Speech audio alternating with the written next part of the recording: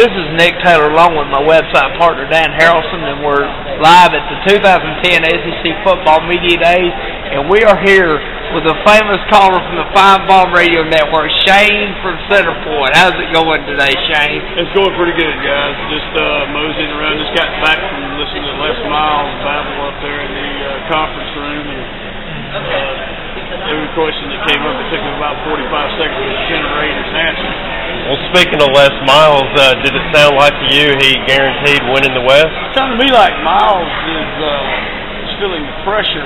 Somebody asked him about his contract not being renewed the past 2 years. He sort of brushed that off. I also heard another reporter ask him about a guarantee, as you mentioned, and in essence, I'll just go ahead and say it. I think Les Miles guaranteed that he's going to beat Alabama, and he's going to beat Auburn, he's going to win the West, and Florida better watch out in the SEC championship. Well, do you think he's doing all this in media days just because he knows Alabama and Nick Saban is Nick Saban's doing what he benefited off when he first got to LSU, and all the talent's gone basically, and he knows he can't compete with Saban. He's trying to steal the spotlight once again.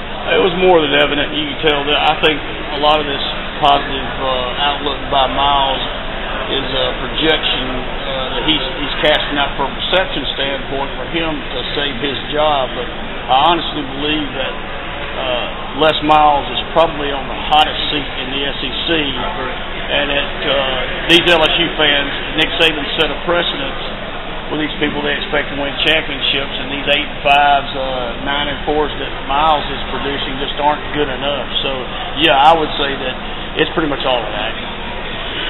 Shane, obviously you have your own website now. Tell everybody what you're up to and what you're involved with. All right, I currently, right now, I'm in the newspaper business. You know, I'm a columnist for the Call News in the Washington County News down out of South Alabama, just above Baldwin County. And with that, you know, it's all good. I basically stay pretty busy with that, pumping my columns out. But I've also got my own website. It's called ToddFootball.com. And it's very easy to find. I post stuff there. Of course, we've got links to Rivals, links to the Fine Bomb Network, to Paul's columns. And basically, it's just an information network, probably much like yours. Other than that, syndicating a few columns, and then I do my gig with Paul every day at 4 o'clock.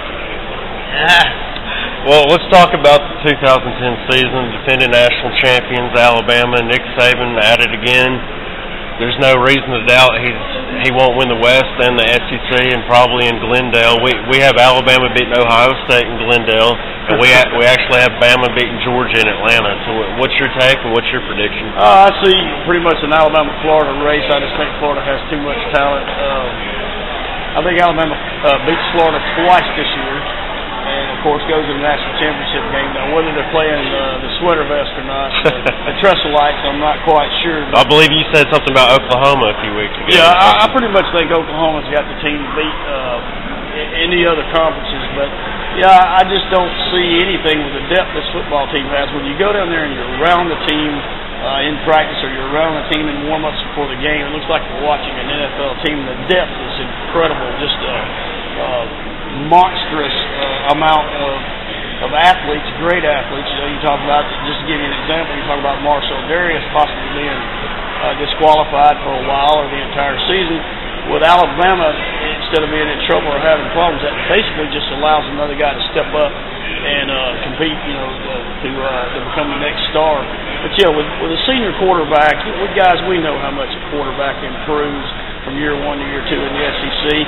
You've got Richardson behind you and Ingram, and with the wide receiver core we have and the offensive line we have. You know, I know a lot of people said a lot of things about losing starters on defense, but as you guys know, just like I know, there's so much talent, so much speed down there, and Nick's such a great teacher of defensive philosophy. I see an automatic repeat. Call me a homer, but it's an automatic repeat. Well, one more. Let me have a follow-up. We talked to Jay Barker, I believe, Wednesday, comparing Nick Saban to the likes of Bear Bryant and Gene Stallings. What's your thought on those three? Of course, they're the three best coaches at Alabama.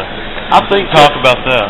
I think that Stallings is, you know, he was an average coach that basically understood the system and came in and actually I think Bill Oliver's a great defensive coach, and I'm not so sure about Stallings being that legendary, but of course we know about the Bear. But now Saban, his job is much more difficult. You know, back in the old days, Bear Bryant had 105 players to work with. He could have, he basically just would recruit players to keep them off other teams. Nick is working with so many constraints now that, you know, with the 25 scholarship, 85 cap, to do what he is doing and possibly is going to do, or what basically all three of us believe he's going to do, is an incredible feat. And I think the guy is a modern day Bear Bryant. I think he can take this. I think he can take his system and put it in place anywhere, be it USC, Oklahoma, Texas, Auburn, even Auburn, and it would work. Nick Saban is the man as far as I'm concerned. Best football coach in the game. How close are we to a dynasty is the final question. I would say this. If Alabama repeats this year with the quarterback they got coming in next year, and you guys know about A.J. McCarron, this guy is going to be a superstar. And the personnel that he has, I think we're close to a dynasty. We may trip up somewhere. There may be another team that actually comes out of the woodwork, you know, and jumps up and competes and maybe wins a championship. But it's going to be a long, hard, arduous road for these other SEC teams and the rest of the country as long as Nick Saban's in Alabama. I remember distinctly a certain talk show host who will not be named went down and had a conversation with Nick Saban when he first arrived, and Nick basically said that what he was able to accomplish at LSU was fantastic, but he could do 3 times that at the University of Alabama. So I think we need to buckle our seatbelts and get ready. I think we all agree with Shane. It's nice to finally have credentials and be legitimate, be down here with you. Absolutely. And have you on the website. Thanks a lot for spending time with us. Nice to meet you guys.